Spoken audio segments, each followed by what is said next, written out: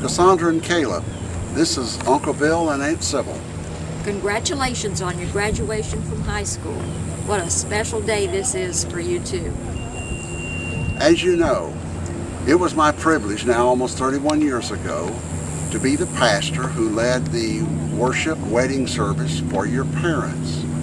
The family celebrated that special new beginning. Then about 12 years later, we got the news that the family was going to expand with the birth of twins. We eagerly anticipated your arrival. How well I remember the day you were born. Aunt Sybil and I and other family were on our way back from a family event in North Carolina, and a bit north of Orlando our cell phone rang and we learned that the two of you had been born. We were able then to divert off the interstate, go to the hospital, and welcome the newly expanded family and to see both of you for the first time and to give thanks to God for your birth. And since then, Aunt Sybil and I have joyously followed your growing and developing into the very fine young people that you are today. When your mother asked us if we would share some words of wisdom with other members of the family and friends, it's a daunting task to speak words of wisdom. But I'd like to share a few thoughts with you. And one is about your twinness. You have known each other longer than anyone else. From before you were born, you were together. And you have shared all your birthdays, and every special event has been shared together. And perhaps you've wished at times that you could have had a special time of your own. I will tell you that I remember as a child fantasizing about being a twin and thinking how wonderful it would be to have somebody with me all the time to do everything with. Perhaps you have some negative ideas about what it's like to be a twin. But I want to encourage you as you grow into your adult years, celebrate your twinness and take advantage of each other and your encouragement and helping you to live into your adult years. Something else I want to share with you is how blessed you are that your parents, that you have two parents, and that your parents have raised you in the Christian faith. The Christian faith is unique in its belief that God is a God of love, and that knowledge is a blessing. I did not know that God was love until I was almost an adult. I had seen God as punitive and judgmental, and a God of rules.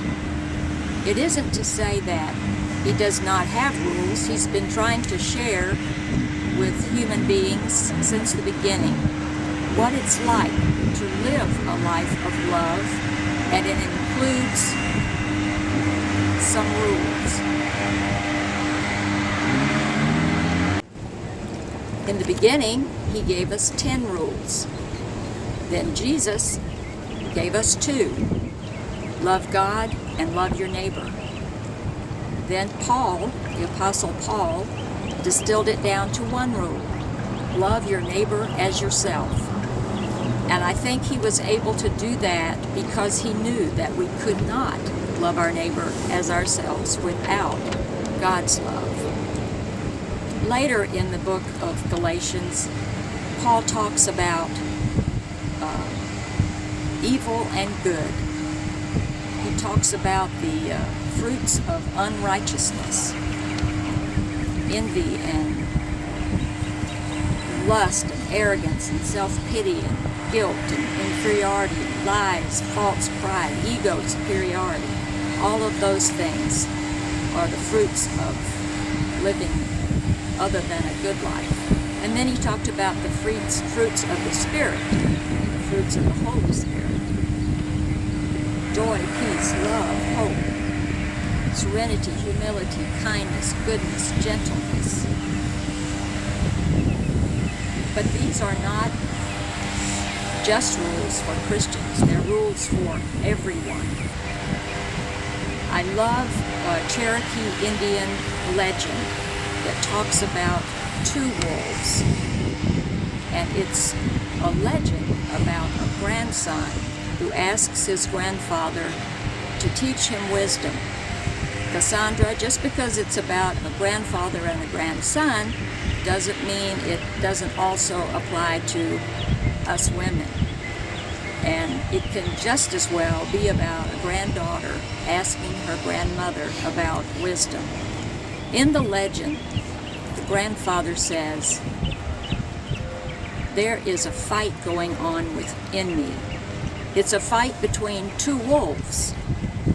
One wolf is anger, envy, sorrow, regret, greed, arrogance, self-pity, guilt, resentment, inferiority, lies, false pride, superiority, and ego."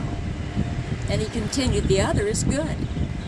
It is joy, peace, love, hope, serenity, humility, kindness, benevolence, empathy, generosity, truth, compassion, and faith." The same fight is going on inside you and inside every person today. The grandson, the granddaughter thought for a moment and then said, "Which wolf wins?"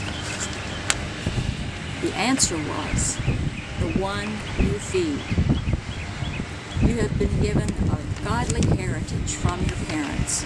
They have taught you the love of God, and they have shown you through their words and actions how much they love you. Our wisdom for you is, you also go into the world to love and to serve. Again, Cassandra and Caleb, Aunt Sybil and I congratulate you. We love you, we are proud of you, and we look forward to continuing to watch you grow into and become the beautiful children of God you were created to be. May God bless you.